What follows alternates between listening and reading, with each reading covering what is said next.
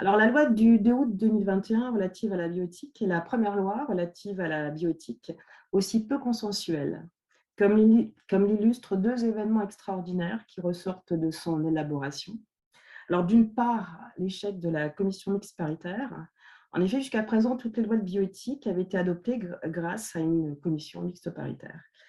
Autre événement, c'est qu'on a auditionné une délégation parlementaire. Une délégation parlementaire a été auditionnée par le Conseil constitutionnel avant qu'il ne statue sur le recours de 80 députés.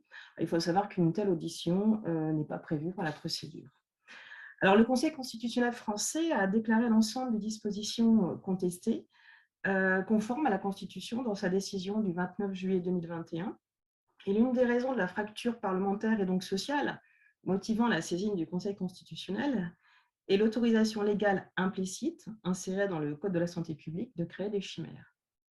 Alors, cette autorisation implicite a pour objectif de soigner l'homme en lui fabriquant des organes xénogéniques et des tissus sur mesure avec des cellules souches pluripotentes, sachant donc qu'il y a deux types de cellules souches pluripotentes. On a les cellules souches embryonnaires et les cellules pluripotentes induites, dites cellules iPS. Et la loi du 2 août 2021 vient définir la pluripotence lorsqu'elle définit les cellules iPS, c'est-à-dire des cellules capables de se multiplier indéfiniment, ainsi que de se différencier en tous les types de cellules qui composent l'organisme. Cette définition est à nuancer d'ailleurs, car les cellules pluripotentes, contrairement aux cellules totipotentes, ne peuvent se différencier en tissus extra-embryonnaires comme le placenta ou le cordon ombilical, c'est-à-dire qu'elles ne peuvent aboutir à la formation d'un individu complet. Alors, deux avantages sont mis en avant pour utiliser ces cellules pluripotentes. D'une part, il aurait donc la possibilité de créer des organes ou des tissus sur mesure, car avec ce type de cellules, en théorie, les greffons créés ne seraient plus rejetés par l'organisme humain. En effet, il faut savoir qu'à l'heure actuelle, tout greffon humain qui va être greffé dans le corps du receveur, en dépit de sa compatibilité, va donner lieu à un rejet du corps. Et la seule solution pour que le corps conserve le greffon, c'est de prendre des traitements immunosuppresseurs tant qu'on a le greffon à l'intérieur du corps. Et le problème de ces traitements immunosuppresseurs, c'est qu'ils ont des effets secondaires, notamment ça donne lieu à la survenance d'un ou de plusieurs cancers, notamment les cancers de la peau. Alors, autre avantage, évidemment, ce serait de telles créations chimériques, ce serait de contourner l'écueil de la greffe traditionnelle, c'est-à-dire l'existence d'un donneur vivant ou mort. Alors, la chimère fabriquée artificiellement avec une partie d'un homme et d'un animal relevait jusqu'à présent d'un interdit. Mais la compétition internationale sur ce type de recherche a conduit le législateur français à la remettre en cause. Et l'étude d'impact du projet de loi relatif à la bioéthique, rendue en 2019, l'évoque, lorsqu'il précise que l'interdiction de création d'embryons transgéniques et chimériques est devenue incohérente au regard de l'avancée des technologies. Donc, on groupe les deux, transgéniques et chimériques. C'est donc l'avancée de la technologie qui légitime la création de la chimère, peu important son caractère transgressif. Et le législateur a donc remodelé la règle de droit. L'interdit juridique a été transformé en une possibilité juridique en vertu de ce que j'appellerais la logique des promesses, parce que ce n'est qu'un objectif, ce n'est qu'une perspective dans un avenir plus ou moins lointain.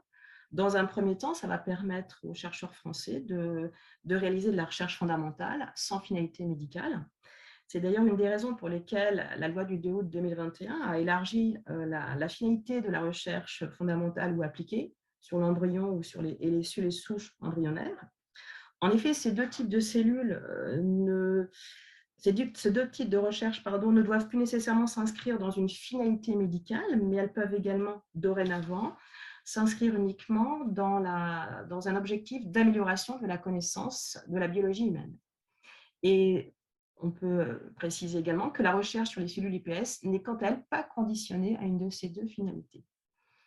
Alors, en 2011, le législateur français, lors de la seconde réforme programmée du droit de la bioéthique, avait créé expressément un nouvel interdit qu'il avait inséré dans le Code de la santé publique, à l'article L. 2151-2. Et cet article posait une double prohibition. Il disposait que la création d'embryons transgéniques ou chimériques était interdite, mais aucune définition n'était associée ni à la terminologie d'embryon chimérique, ni d'ailleurs à celle d'embryon transgénique. Et la loi de 2 août 2021 vient mettre fin à cette double interdiction de principe en réécrivant cet article. Alors, quelle est la nouvelle mouture? Alors, le texte dispose que la modification d'un embryon humain par adjonction de cellules provenant d'autres espèces est interdite.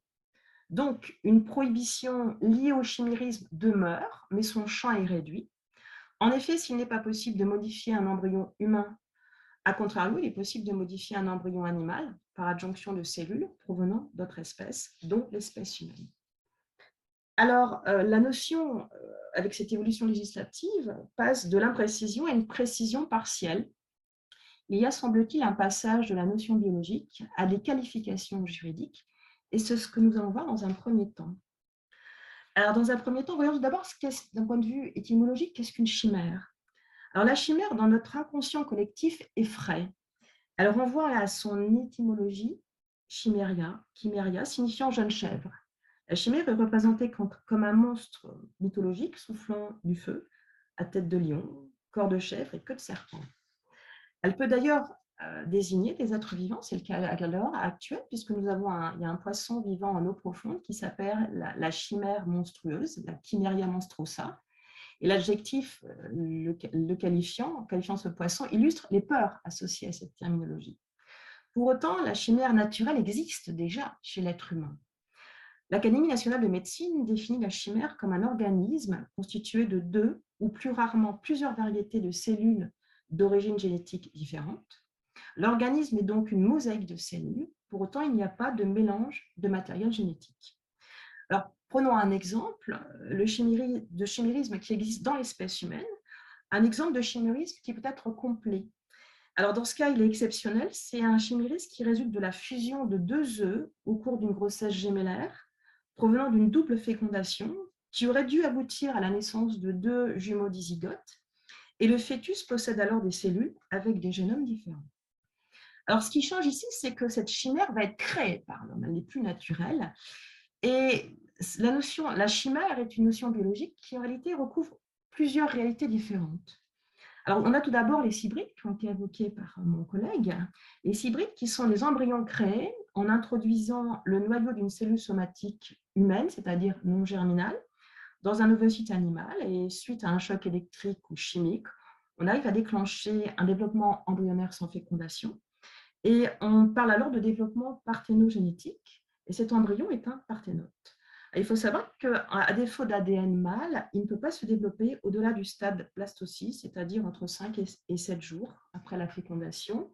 Néanmoins, le développement permet d'obtenir des cellules souches embryonnaires qui pourront être prélevées. Ensuite, seconde réalité, notion biologique, c'est le fait ce sont des embryons auxquels ont été rajoutés à des stades très précoces quelques cellules pluripotentes d'origine externe. Et cette technique est très employée chez l'animal et permet d'étudier le développement de ces cellules dans l'embryon. Et avant la loi de 2021, ce type de chimérisme a été réalisé par l'adjonction de cellules iPS humaines à un embryon animal, car ce type de cellules ne rentrait pas, donc on a pu le faire parce que ce type de cellules ne rentrait pas dans le périmètre d'action de l'agence de la biomédecine. Alors, il faut savoir que la loi du 7 juillet 2011 introduisait la prohibition des embryons chimériques, mais elle ne les définissait pas.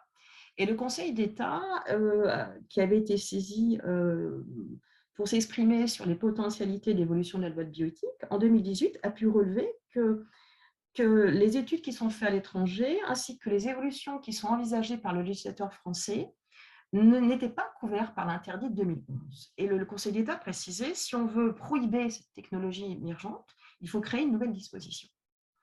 Alors, le législateur français en 2021 a choisi de créer des catégories juridiques autour de la chimère. Alors, le législateur définit ce qui est interdit en frontispice dans le Code de la santé publique et ce qui est autorisé dans les dispositions suivantes. Et la particularité est qu'il définit certes, mais il ne dénomme pas. Il n'y a pas de chimérisme autorisé ou non dans le Code de la santé publique. Le terme n'existe même pas.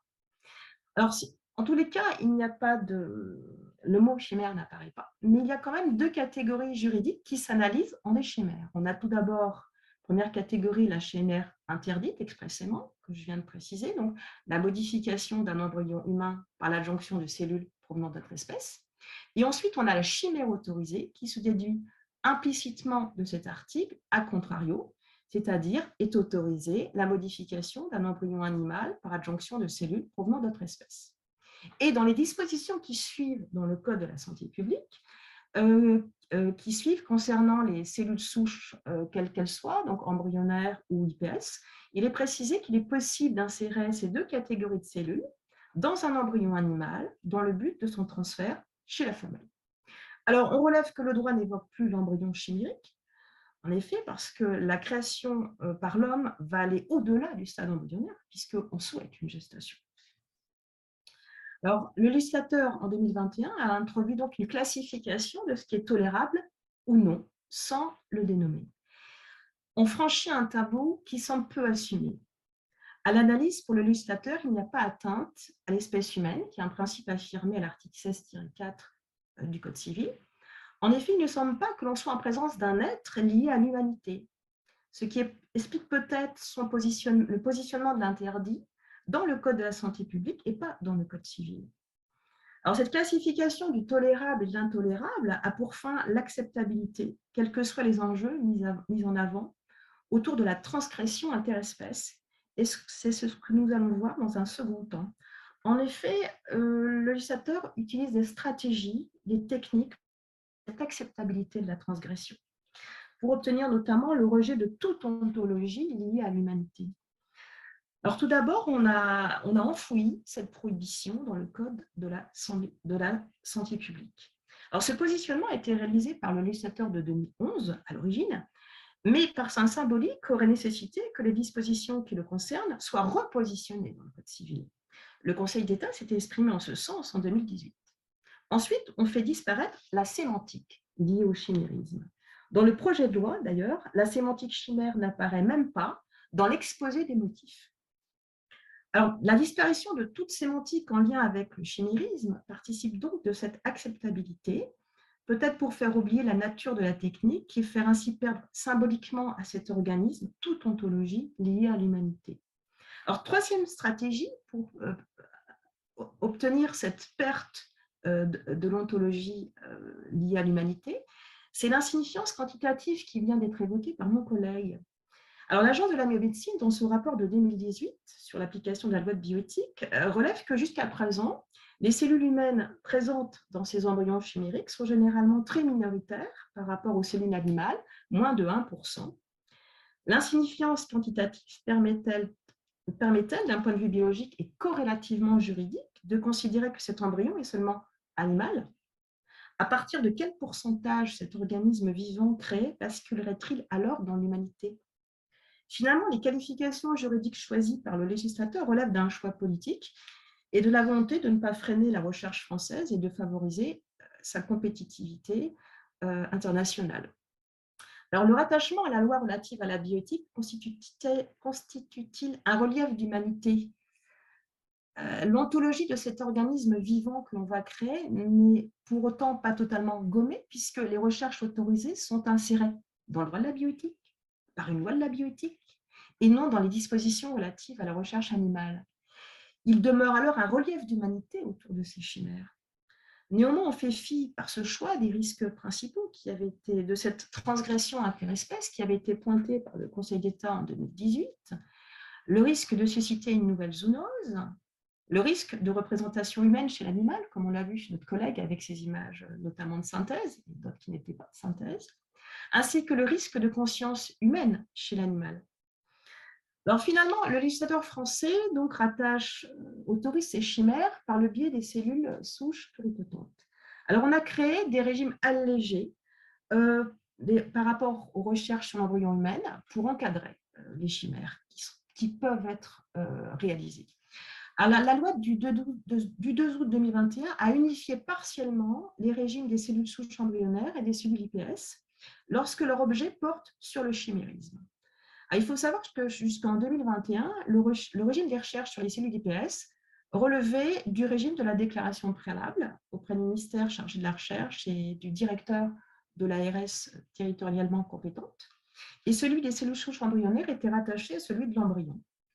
Et la loi nouvelle remodèle les régimes de ces deux types de cellules souches pluripotentes et dès lors qu'elle porte sur l'un des trois objets suivants, qui ont une certaine gravité. Premier objet, c'est la différenciation de ces cellules en gamètes.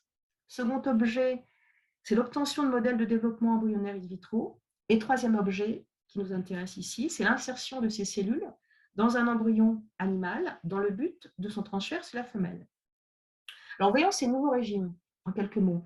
Alors, le nouveau régime des cellules souches embryonnaires a été, à l'origine, jusqu'en 2021, le régime des cellules souches embryonnaires était avec la recherche sur l'embryon. Donc, il y a une désolidarisation du régime des cellules souches embryonnaires des recherches sur l'embryon, sachant que les recherches sur l'embryon demeurent dépendantes de l'autorisation préalable de l'Agence de la biomédecine.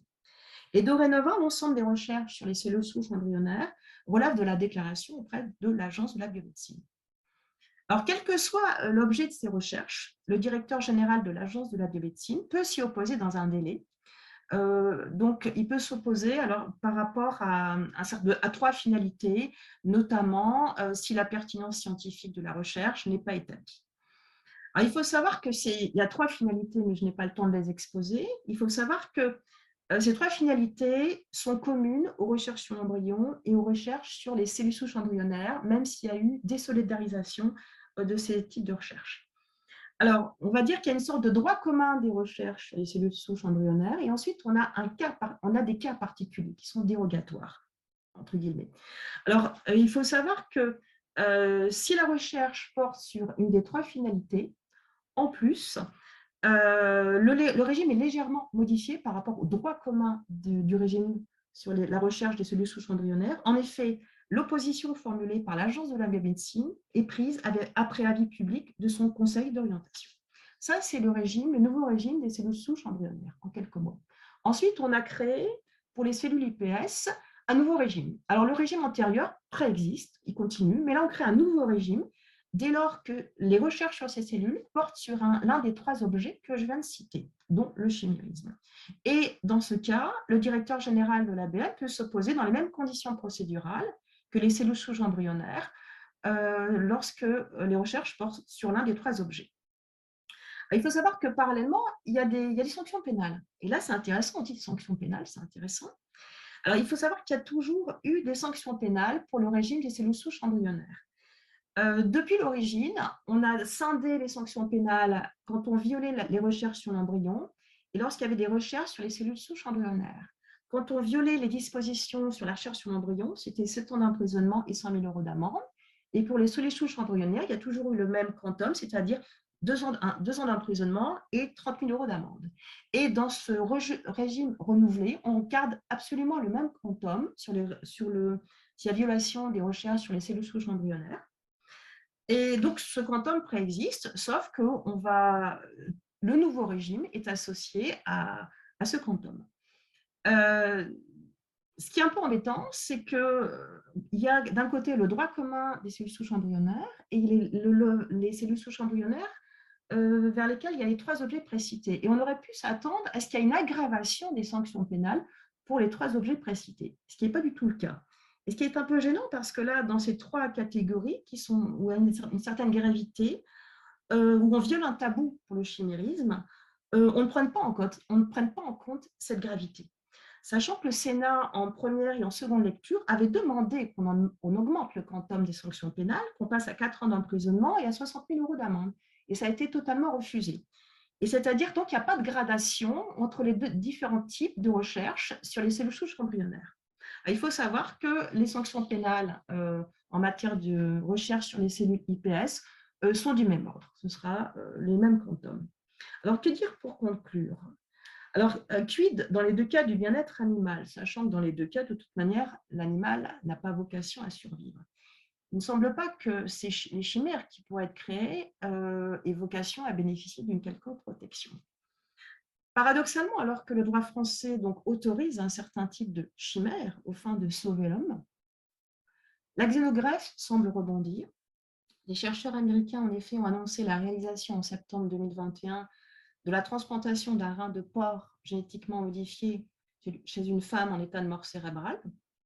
La xénogreffe associée à la modification génétique sera peut-être la technique qui révolutionnera la greffe d'organes en posant des problèmes éthiques moindres. L'expérience a duré 3 jours et le recours au porc semble plus acceptable que le recours aux singes car ils ont déjà été utilisés pour l'alimentation. Ils sont déjà utilisés pour l'alimentation. Alors à l'avenir, alors l'avenir de l'animal pour soigner l'homme, par la chimère, par l'animal transgénique, les chercheurs ont dorénavant toute l'attitude. Je vous remercie.